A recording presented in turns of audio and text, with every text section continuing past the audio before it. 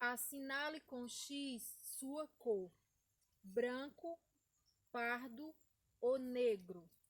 Respondi, nenhuma. Todos tomaram um susto, mas preferiram não comentar sobre. Estava na 5ª série. Aquele era o 2º ano estudando na cidade. Eu não sei. Não fui eu que respondi aquilo. Afinal, tinha muito medo da professora de português, que fazia questão de falar em alto tom que eu era a única aluna que falava e escrevia errado, como um aluno da 5ª série. Era assim que ela me apresentava. Naquele dia fui ousada, como disse a diretora, que me fez passar 1h30 de joelhos no milho para manter o bico fechado e mais 1h30 nas pedrinhas, para parar de achar que pedra é santa. Eu ali, naquela sala de parede desbotada, de um lado a imagem do prefeito da cidade e do outro Nossa Senhora de Fátima. Eu tive medo da face daquele prefeito, que desde que me entendi por gente, seu sobrenome governava aquela cidade. A santa estava triste, quase que olhando para baixo. Também não consegui confiar nela. Fiquei ali, não sentia mais pedra, milho ou dor. Estava perplexa, calma e observando aquelas duas imagens que não me causavam nenhuma empatia. Quando não consegui mais olhar aquelas duas imagens, naturalmente meus olhos foram fechando como o ápice de uma meditação. Não desciam lágrimas. Nada daquilo fazia sentido. Essa era minha única razão. Ainda de olhos fechados, lembrei da história que sempre que minha mãe conta, meu pai se envergonha. Pensei, eu vou contar essa história para a diretora. Talvez ela me ajudasse e até me pedisse desculpa por tudo aquilo. Então, a partir dessa ideia, comecei a ensaiar em voz alta aqui na minha cabeça. Minha mãe, quando conheceu meu pai pela primeira vez, foi até a casa da minha avó paterna, mãe do meu pai. Minha mãe estava com sua prima Estela, que morava na capital, e estava de férias na casa da minha avó materna, Alice. Quando as primas chegaram na casa da minha avó Zezinha, tomaram um susto. Aquela terra avermelhada sujara até as meias das meninas, mas o grude do pé era o de menos. As moças colocaram as duas mãos no rosto de frente à porta da frente, que estava toda escancarada, como de costume. Estela gritou desesperada. Meus tios, Ananias, Cauã e Cauê, saíram correndo assustados. A beleza daquelas duas moças parecia a dos homens de botas que há muito tempo apareceram naquelas terras, que todo mundo conta, mas ninguém confessa enquanto um fato verdadeiro.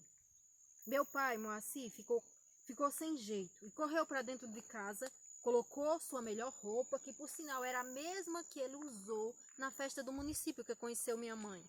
Quando voltou para atendê-las, compreendeu que o susto das moças era porque os rapazotes estavam trajando calçolas e aquilo não era normal na cidade, a menos que fosse na praia. Meu pai recepcionou as moças, pediu que elas adentrassem. A casa era tão vermelha por dentro quanto a terra que elas vinham pisando depois que desceram do Fusca amarelo. As meninas de vestido coloridos, sapatos e meias até os joelhos, não sabiam como sentar-se, como conversar naquele lugar com aquelas pessoas. Talvez minha mãe, por interesse nos olhos negros e expressivos do meu pai, ou por morar numa cidade menor, aos poucos foi se permitindo e até achou cheia de graça a casa. Observava lentamente. Aquelas paredes eram da mesma tonalidade do chão.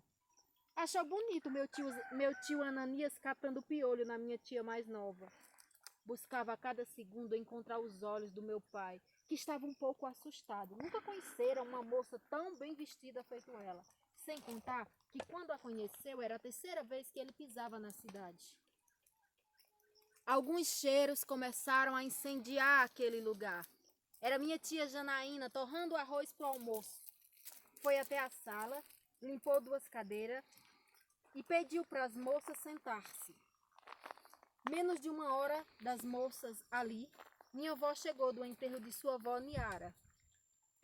ela chorava muito e repetia que a avó dela, sempre que dormia, falava umas palavras estranhas, que ninguém sabia o significado, exceto seu irmão e seus pais, mas que evitavam conversar sobre aquilo. E se fosse pedir uma explicação à avó, a mesma sempre respondia que a palavra era uma honra e é preciso entender o poder de cada uma.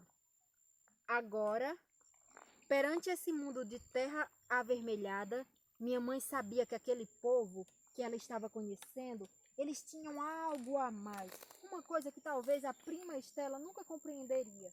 Pareciam donos da mata pela forma como dominavam até o vento. Continuaram a conversar e daqui a pouco a tia Janaína chamou todos para almoçar. A Estela não aceitou, disse que não come fora de casa. Não insistiram, até porque a casa da Estela levaria pelo menos umas 17 horas para chegar. Quando Maninha colocou a primeira colherada na boca, aquele arroz torrado no óleo de coco de babaçu, que até agora enche minha boca de água, ela olhou para o meu pai e em silêncio pediu ele em casamento. Os dois riram. Ela perguntou se depois que comesse aquela pratada ela podia repetir. Todos responderam juntos, sim. Uma mão suada batia nas minhas costas. Não era para me convidar para o almoço. Eu continuava na sala desbotada da direção, de frente das duas imagens. Tomei um susto, quase me engasguei, e não era de arroz torrado no óleo de coco de babaçu. A diretora olhou na minha testa e falou: "Mocinha da quinta série, acabou seu castigo." Eu continuei ali e ela gritava cada vez mais alto: "Acabou seu castigo, acabou seu castigo. Você está livre, mocinha da quinta série, livre." Não vi motivos para comemorar. Pegou no meu braço direito, sinto até agora seus anéis e seus 2 relógios tocando minha pele.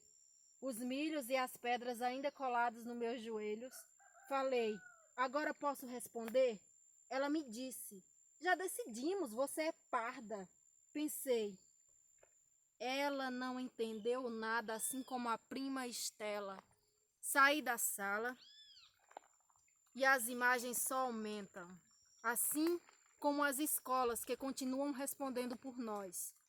Por favor, não me pergunte se sou branca, parda ou negra, quando você nem sequer me dá a oportunidade de expressar minha identidade, que todos os dias é apagada, queimada, calada por imagens de governantes que sempre assinaram na alternativa branco.